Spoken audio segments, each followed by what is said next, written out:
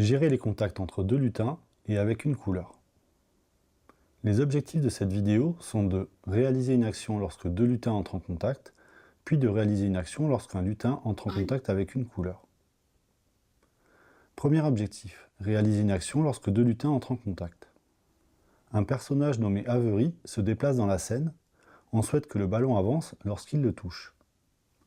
On ajoute une instruction conditionnelle dans le script du ballon, puisque c'est lui qui doit réagir.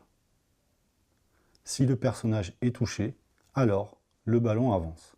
Si alors est dans le menu contrôle, dans le menu capteur, on trouve Avery touché.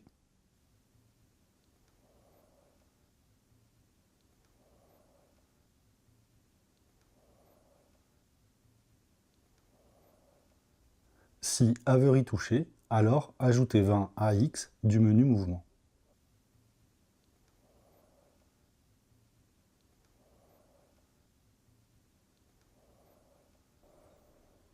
Testons le programme.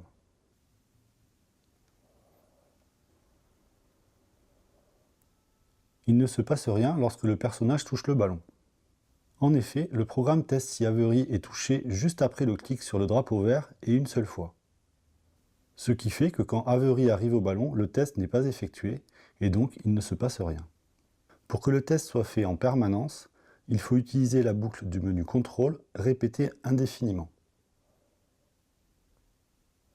On voit maintenant que le ballon réagit bien au contact avec Avery. Deuxième objectif, réaliser une action lorsqu'un lutin entre en contact avec une couleur. Avery dit « aïe » quand elle se cogne contre la barre rouge qui fait partie de l'arrière-plan. Dans le script de Avery, on ajoute une instruction conditionnelle « si alors ». Dans le menu capteur, on prend l'instruction « couleur touchée ». On choisit la couleur rouge. Pour cela, après avoir cliqué dans le carré de couleur de l'instruction, on va sélectionner la couleur voulue dans la scène. On ajoute et on paramètre les instructions « dire pendant » dans le menu « apparence » et « jouer le son » dans le menu « son ».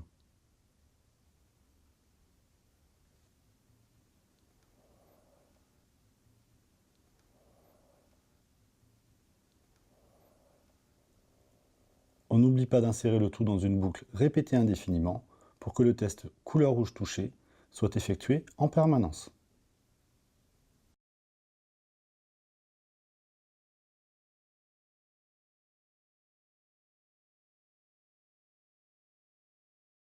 Aïe.